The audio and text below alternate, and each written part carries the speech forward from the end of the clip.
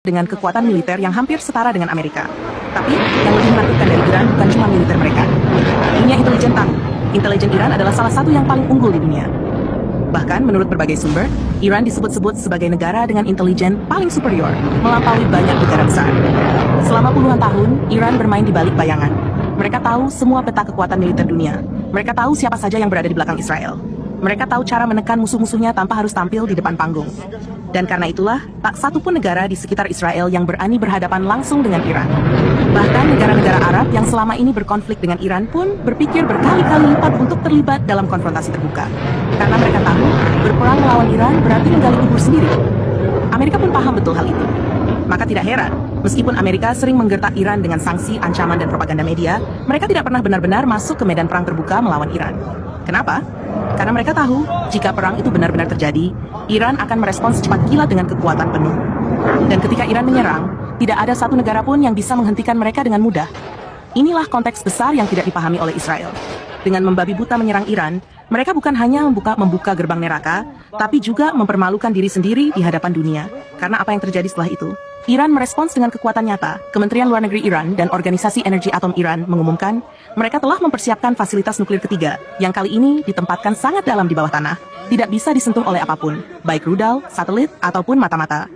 Dalam pernyataan resminya, Iran menyebut, kami sudah menyiapkan semua, lokasinya aman, kami tidak akan berhenti, dan Israel akan dimusnahkan.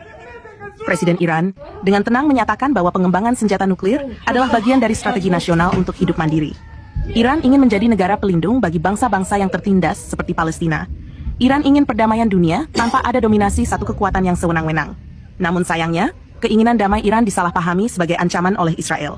Bagi Israel, keberadaan Iran adalah penghalang utama untuk menguasai Palestina secara penuh. Karena itulah Israel menyerang, dan serangan itu menjadi kesalahan fatal. Malam Jumat menjadi awal dari kehancuran besar. Langit di atas kota-kota Israel berubah menjadi merah api. Ledakan demi ledakan menghancurkan basis militer, sistem pertahanan, dan pusat energi mereka. Ribuan warga Israel berlarian ke bunker bawah tanah. Sirene berbunyi tanpa henti. Iran benar-benar memulai peringatan. Dan ini baru serangan tahap awal.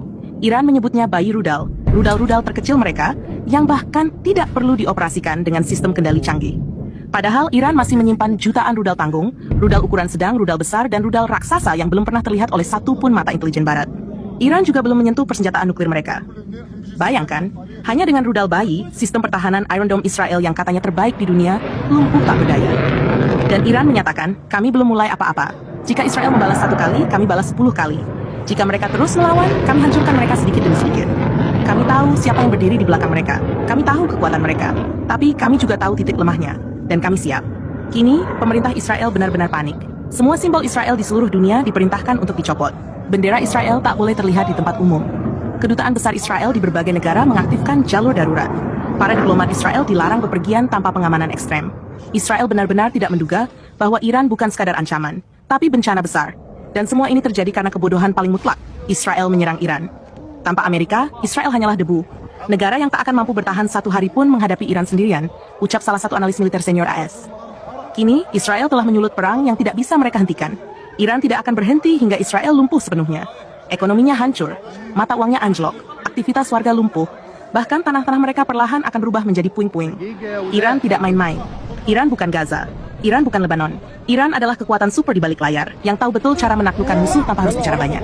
Dan sekarang, Israel hanya punya 2 pilihan, berlutut pada Iran atau lenyap dari peta bumi.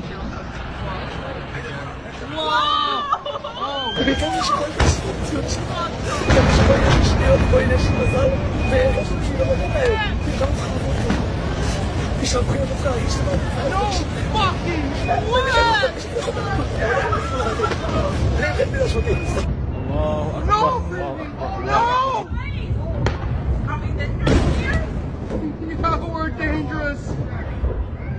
Oh my God! Yes, I'm filming.